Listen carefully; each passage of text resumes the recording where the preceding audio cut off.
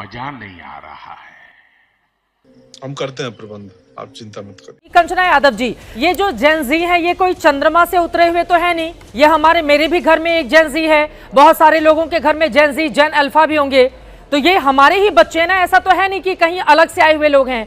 तो दिल्ली में जंतर मंतर पर जो जेन जी प्रोटेस्ट करे वो तो बहुत अच्छा आप लोगों के लिए, और जो झारखंड में जाकर प्रोटेस्ट करे सरकार उससे संवाद के लिए 14 दिन बिता देती है और कोई अभी तक रिजल्ट नहीं निकला। वो कह रहे हैं सीबीआई जांच की मांग कर रहे हैं, वो कह रहे हैं परीक्षा जो ही है उसको रद्द कर दो, उसको भी नहीं स्वीकारा जा रहा है। कंचना यादव जी, तो ये जेनजी का बंटवारा भी तो राजनीतिक दलों की ओर से किया जा रहा है।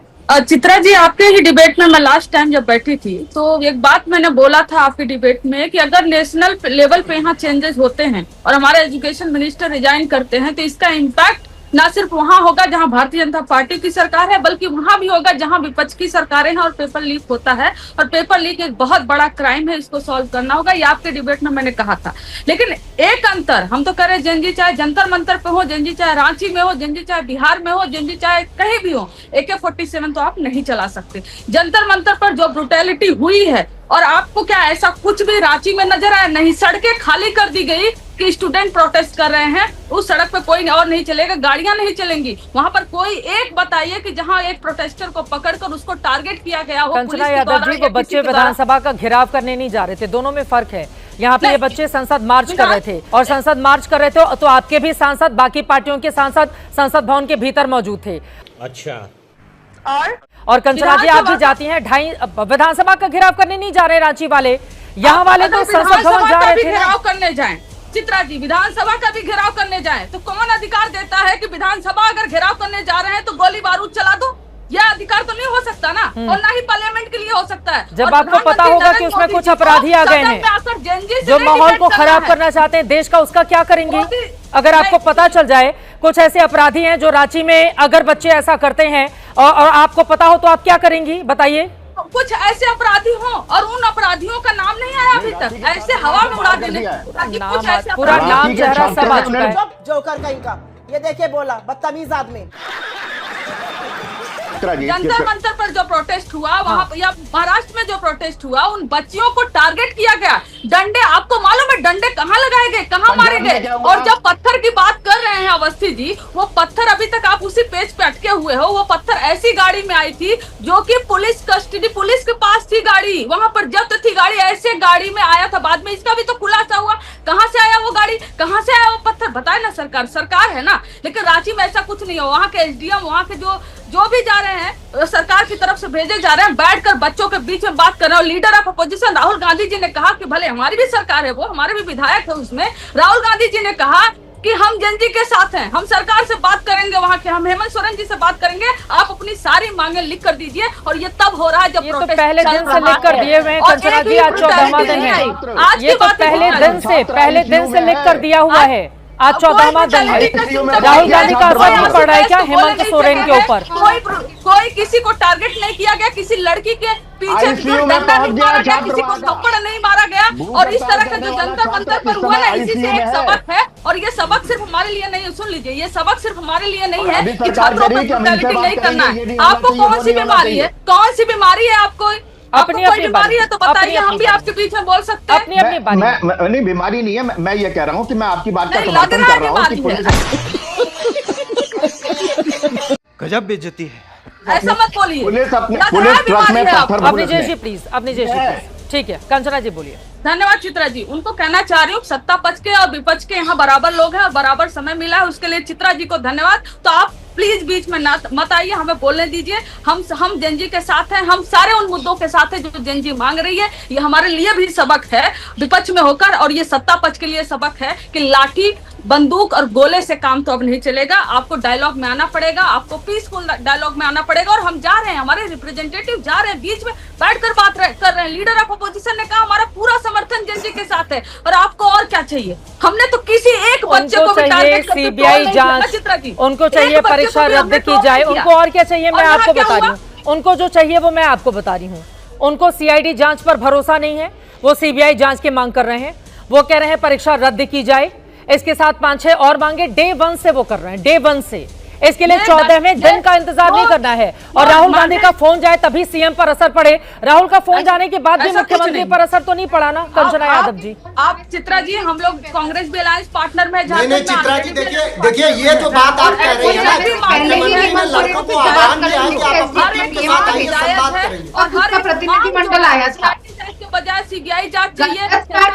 राहुल के फोन जाने से पहले हर एक मांग पूरी की जाएगी, छात्रों से बात की जाएगी, उसमें समय लगेगा, लेकिन एक बात एश्योर करते हैं कि हम बीजेपी की तरह नहीं है, हम तानाशाह नहीं है,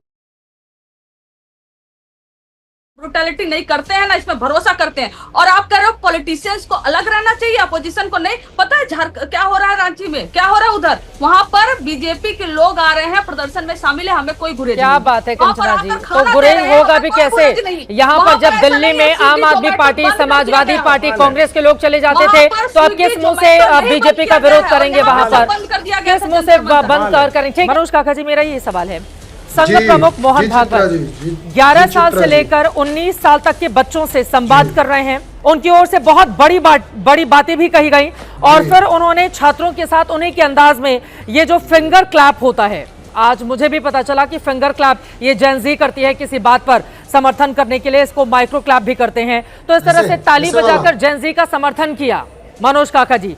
तो संवाद अच्छा है ना, जब खुद संघ प्रमुख जिनके ऊपर आप लोग आरोप लगाते हैं, छात्रों ने, मोहन भागवत जी ने भी किया, तो अच्छा है ना, संवाद के जरिए जेनजी को, जेन अल्फा को समझ रहे हैं संघ प्रमुख। नहीं, बहुत अच्छा है, जेनजी को और जेन अल्फा को सबको समझना चाहिए, क्योंकि अभी इंडियन एक्सप्रेस की एक रिपोर्ट आई है कि जेनजी और जेन अल्फा की पूरे देश के 140 से 45 करोड़ जनमानस में 26% आबादी है।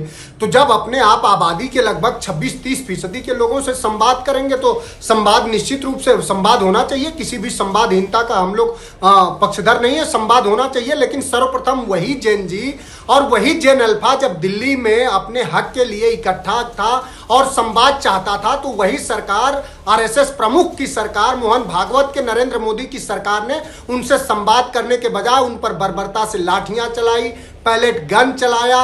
तुम चुल्लू भर पानी में जाके डूब के मर जाओ। और जितनी बर्बरता इस देश के छात्रों के साथ हो सकती है, नरेंद्र मोदी की और मोहन भागवत की सरकार ने किया। ये सब जानते हैं कि वहां खाने तक के ऐप तक को बैन कर दिया गया, हम लोग तो लगातार वहां शरीक होते रहे। तो ये इनसे, मोहन भागवत जी से हम लोग ये जानना चाह रहे हैं कि जो जेनजी और जेन अल्फा के प्रति आपकी इतनी संवेदना उमड़ी है मोहन भागवत जी, ये अभी क्यों उमड़ी है? और जब वो अपने सवालों को लेकर के खड़े थे तब क्यों नहीं उमड़ी? जब उन पर लाठियां चलाई गई, जब उन पे AK-47 चलाया गया, तो क्यों? आरएसएस चीफ ने यह भी कहा है कि जेनजी से बातचीत में कमी हो गई थी, तभी दिल्ली के जंतर मंतर पर उनका आंदोलन हुआ। इस बात को स्वीकारा है उन्होंने, और कहा है कि संवाद से, उन्होंने अपना भी उदाहरण दिया कि जब हम अपनी उम्र में जेनजी थे, तो हमारे माता पिता या शिक्षक या सरकार जो कहती थी, हम लोग एज इट इज मान लेते थे, लेकिन आज का जेनजी सवाल करता है, तो बहुत जरूरी है उससे बातचीत करके समाधान निकाला जाए। तो स्वीकार कर रहे हैं मोहन भागवत जी। अच्छा, स्वीकार कर रहे हैं, ये आपने अच्छी बात बताई। वो इंडियन एक्सप्रेस ने छापा भी है। वो अगर इतनी अपनी गलतियां स्वीकार कर रहे हैं, तो मोहन भागवत ये बताएं, और ये पूरा देश जानता है कि भारतीय जनता पार्टी आरएसएस के लिए एक अनुषंगिक संगठन बन है, उसकी एक राजनीतिक शाखा है बीजेपी आरएसएस के, सब जानते हैं। अब उसी आरएसएस जिसको भेजती है राजनीति में आते हैं, फिर जिसको ले लेती है अपने संगठन में। धंधा बंद करवाएगा क्या?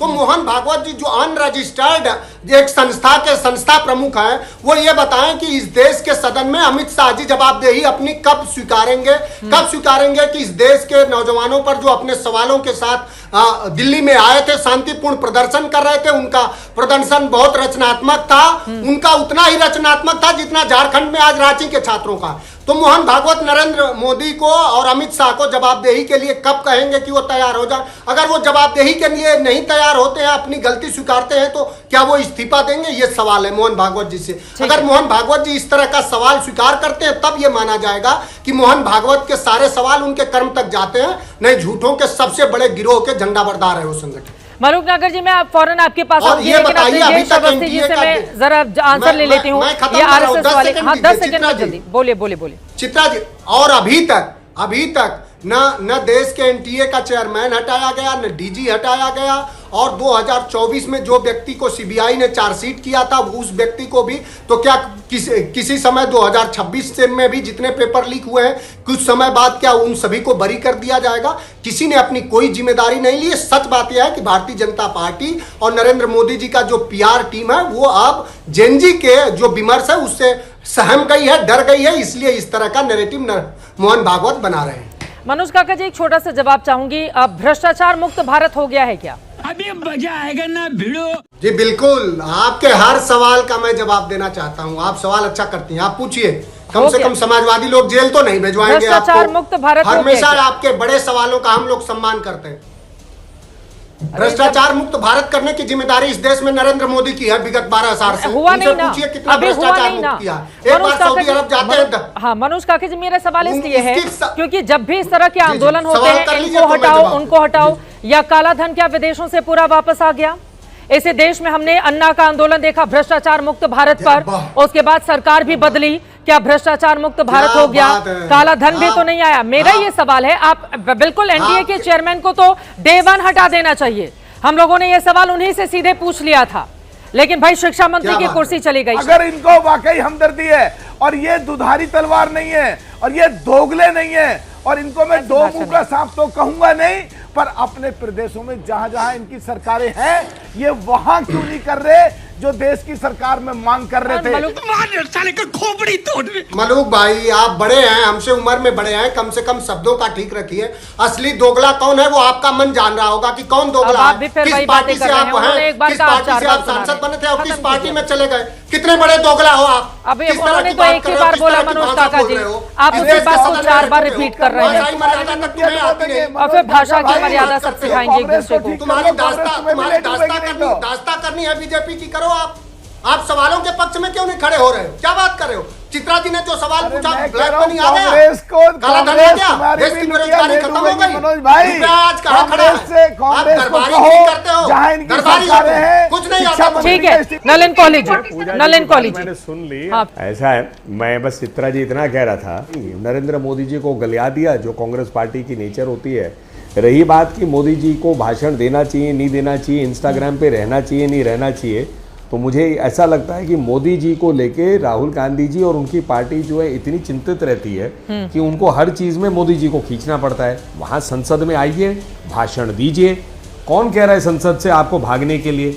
आप कहते हो जवाब हमारा सुनते नहीं है। पिछले जितने सत्र हैं जहां जहां भाषण हुए, मोदी जी ने सबके भाषण सुने तो क्या नाचो मैं?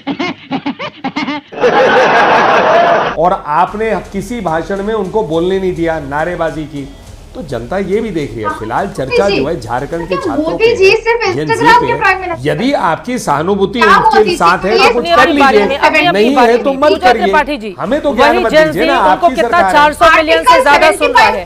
अपनी देश के गृह मंत्री चित्रा जी, मुझे 5 सेकंड और दीजिएगा। मैं चाहूंगी कि आप स्टूडियो में कर्नाटका की तस्वीर दिखाइए जिसमें यूनिवर्सिटी वाले बच्चे प्रोटेस्ट कर रहे थे और यूनिवर्सिटी में आके उस प्रदेश का मुख्यमंत्री और प्रदेश के गृह मंत्री आके आमने सामने बात कर रहे थे। तो आप कांग्रेस को मत बोलिए, क्योंकि आज देश के गृह मंत्री रोज सदन आते हैं, 9 से 5 बैठते हैं और वापस चले जाते हैं, लेकिन सदन में पैर नहीं रख रहे हैं। देश के प्रधानमंत्री तो उस दिन से सदन में दिखाई ही नहीं दिए।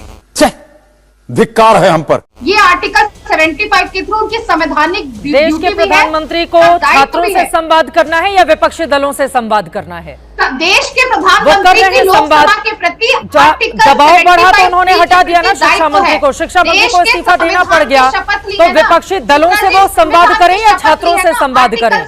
छात्रों के प्रति कोई भी सरकार या कोई भी विपक्ष उत्तरदायी होता है। अब वो इंस्टाग्राम के जरिए करे, वो कहीं का करे। अब बहुत सारे छात्र बोलेंगे कि संसद की कार्रवाई तो हम नहीं सुनते हैं, वो सुनते हैं इंस्टाग्राम, तो इंस्टाग्राम पर आकर वो बोल रहे हैं, हर रोज आता है उनका। आप क्या बोलेंगे? छात्रों से संवाद करना ज्यादा जरूरी है, लेकिन ये कतई नहीं हो सकता है, ये कतई नहीं हो सकता है। बोलना चाहिए, बिल्कुल मैं सहमत हूं आपकी बात से कि सदन में बोलना चाहिए, लेकिन संसद में विपक्षी दलों को भी हंगामा नहीं करना चाहिए। हर मुद्दे पर कोई भी बोलने पर खड़ा हो गया। मुझे तो याद आ जाता है मणिपुर पर आप लोगों ने कितना ड्रामा किया। जब बोलने के लिए पीएम आए तो उसके बाद फिर आप लोगों ने इतना हंगामा किया, और जब प्रधानमंत्री बोल रहे थे तो सारे के सारे विपक्षी दल निकल गए। तो सिर्फ हंगामा विपक्षी दलों को भी नहीं करना चाहिए। मजा आया।